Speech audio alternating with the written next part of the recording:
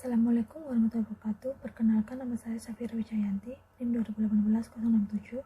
Di sini saya akan menjelaskan mengenai perdagangan internasional dalam perekonomian Indonesia. Tingkat keberhasilan suatu negara dapat digambarkan dengan tingkat pertumbuhannya. Hal ini dapat diperkirakan dari beberapa aspek, yaitu antara lain nilai ekspor dan nilai impor yang dapat mempengaruhi neraca perdagangan suatu negara. Suatu industri dikatakan sebagai industri yang sukses jika peluang ekonomi yang kuat dan berkelanjutan mendukung kemampuan dan kekuatan industrinya. Untuk mencapai hal tersebut, diperlukan campur tangan pemerintah untuk mendorong keberhasilan pembangunan dengan memberikan kebijakan yang dapat berdampak positif terhadap pertumbuhan ekonomi yang cepat dan berkelanjutan. Maka dari itu, salah satunya kebijakan terkait perdagangan internasional. Ketika pertumbuhan ekonomi baik, pendapatan nasional meningkat dan masyarakat makmur dalam perekonomian. Perdagangan internasional. Perdagangan internasional adalah transaksi dagang antara dua negara atau lebih untuk memenuhi kebutuhan negara yang bersangkutan, baik berupa barang maupun jasa. Perdagangan internasional merupakan suatu hal yang penting bagi suatu negara dan dapat dikatakan bahwa tidak ada negara di dunia ini yang tidak melakukan kegiatan perdagangan internasional. Dalam peningkatan produk domestik bruto suatu negara, perdagangan internasional adalah salah satu faktor utamanya. Tidak hanya itu saja, perdagangan internasional turut mendorong kemajuan industrialisasi, transportasi, dan juga globalisasi.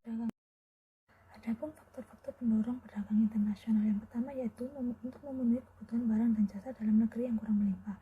Yang kedua, menginginkan tercapainya keuntungan serta peningkatan pendapatan negara. Yang ketiga, adanya perbedaan dalam teknologi dan pengetahuan dalam mengelola sumber daya. Yang keempat, keinginan untuk terjalinnya kerjasama antar negara. Kondisi perdagangan internasional selama pandemi COVID-19. Pada paruh pertama tahun 2020, perdagangan internasional menurun secara signifikan. Tatanan perdagangan multilateral liberal berada dalam kekacauan karena ekspor dan impor berhenti. Akibat pandemi ini menyebabkan kelangkaan kontainer dan adanya kenaikan biaya pengiriman barang. Selain itu, ada permasalahan tentang menurunnya sektor konsumsi di industri otomotif pada tahun 2020. Penjualan mobil turun lebih dari 48% dan penjualan sepeda motor turun 43% per tahun. Kebijakan pemerintah. Pada kuartal pertama tahun 2021, pemerintah mengumumkan langkah-langkah stimulus berupa pemotongan pajak barang mewah untuk mobil di bawah 1.500 cc dan pemotongan pajak untuk industri real estate punya modal di bawah 2 miliar, di mana langkah ini untuk mendorong adanya peningkatan konsumsi. Adapun kebijakan perdagangan internasional yang diprioritaskan sebagai pemulihan ekonomi seperti pembiayaan ekspor, di mana dalam rangka peningkatan ekspor, Kementerian Perdagangan bekerjasama dengan PT Negara Indonesia untuk memberikan pembiayaan ekspor kepada usaha kecil menengah. Mengapa Kementerian Perdagangan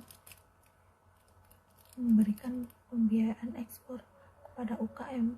Karena UKM selama ini juga ikut berkontribusi dalam surplus neraca perdagangan. Kebijakan sini akan menjelaskan mengenai data-data perdagangan internasional, yaitu ekspor impor neraca perdagangan, dan tidak lupa melihat laju pertumbuhan ekonomi pada tahun 2021. Sini dapat dilihat dalam gambar buletin statistik ekspor pada bulan Januari sampai Oktober 2021.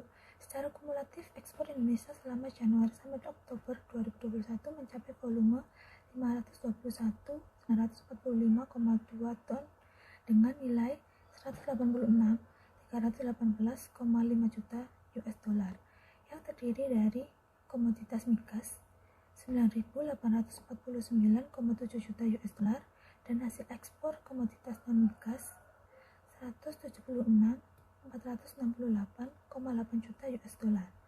Dibandingkan pada tahun 2020, nilai ekspor tahun 2021 naik 50.924,6 juta US dollar.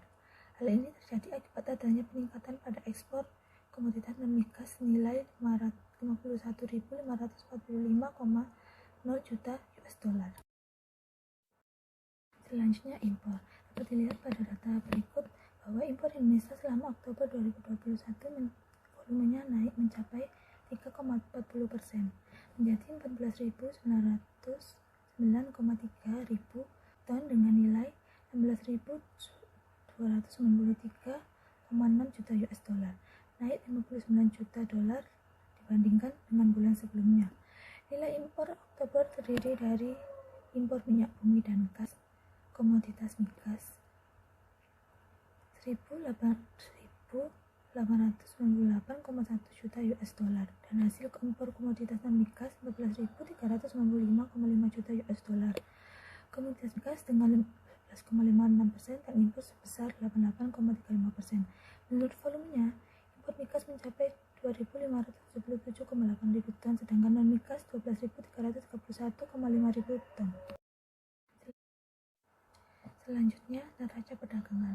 Dapat dilihat pada tabel statistik berikut ini bahwa neraca perdagangan Indonesia pada Oktober 2021 mengalami surplus senilai 5,37 miliar US dollar dibandingkan dengan bulan sebelumnya sebesar 4,4 miliar US dollar. Nilai itu naik 30,22%. Secara rinci, pada Oktober 2021 nilai ekspor Indonesia sebanyak 22,03 miliar US dollar. Nilai ini meningkat 6,9% dibandingkan dengan bulan sebelumnya yang mencapai 20,6 miliar US dollar.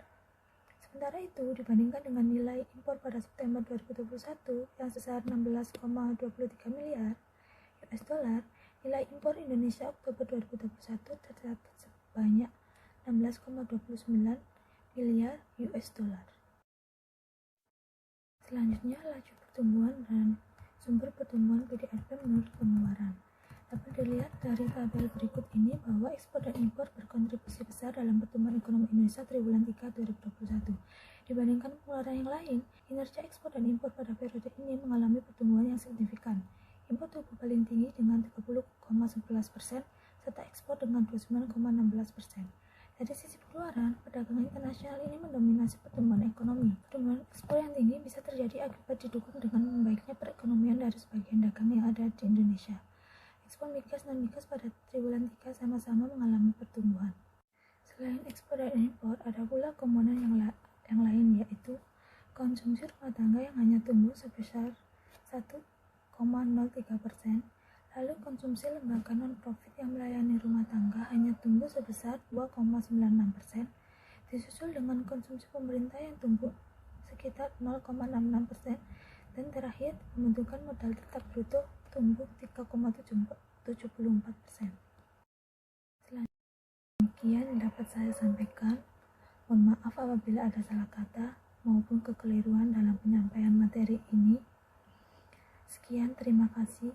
Wassalamualaikum warahmatullahi wabarakatuh.